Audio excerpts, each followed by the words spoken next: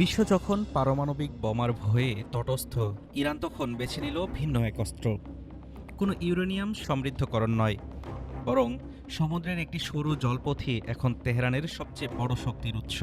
পারমাণবিক ওয়ারহেডের চেয়েও যা এখন বিশ্ব অর্থনীতির জন্য এক বড় হুমকি।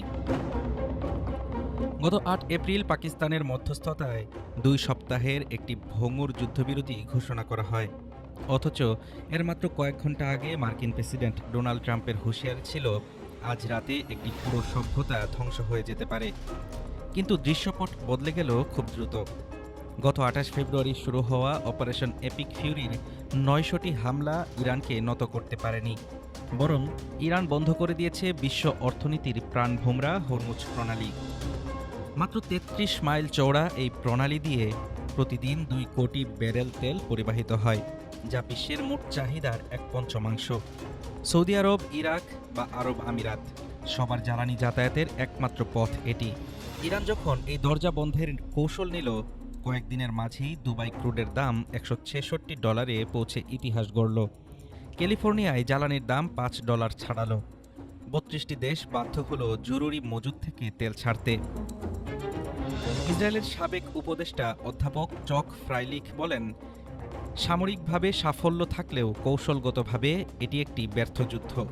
কারণ সরকার পরিবর্তন, পারমাণবিক কর্মসূচি বন্ধ বা ক্ষেপণাস্ত্র সক্ষমতা কমানো, এর কোনো লক্ষ্যই অর্জিত হয়নি। ইরানের নজর শুধু হরমুজে নয়, দক্ষিণে বাব আল মানদেব প্রণালীতেও। বৈশ্বিক বাণিজ্যের ১০% নিয়ন্ত্রিত হয় এখন এখান থেকেই।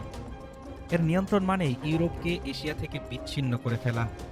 ইরানের মিত্র হুথিরা এর আগে লোহিত সাগরের ট্রাফিক ৭০% কমিয়ে দিয়েছিল। এখন তেহরান বলছে প্রয়োজনে এই দরজাও বন্ধ হবে। অ্যাসোসিয়েটেড প্রেস বলছে, যুদ্ধবিরতির শর্তগুলোই বলে দিচ্ছে কার পাল্লা ভারী। ইরান ও ওমান এখন এই পথ দিয়ে চলাচলকারী জাহাজ থেকে টোল আদায় করবে। সেই অর্থ দিয়ে ইরান পুনর্গঠন করবে তার সামরিক শক্তি। বিপরীতে ট্রাম্পের আলোচনার টেবিলে এখন ইরানের ১০ দফা পরিকল্পনা, যার মধ্যে রয়েছে নিষেধাজ্ঞা প্রত্যাহার ও মার্কিন সেনা সরিয়ে নেওয়ার মতো দাবি। বিশেষজ্ঞদের মতে ইরানের শক্তি এখন পারমাণবিক নয়, বরং ভূগোল ভিত্তিক। ভৌগোলিক এই সত্যকে বোমা মেরে ধ্বংস করা অসম্ভব। হরমুজ আর বাব আল মানদেব, এই ২ দরজার চাবি এখন তেহরানের হাতে। আর সেই চাবির মোচড়েই নির্ধারিত হচ্ছে বিশ্ব অর্থনীতির ভবিষ্যৎ।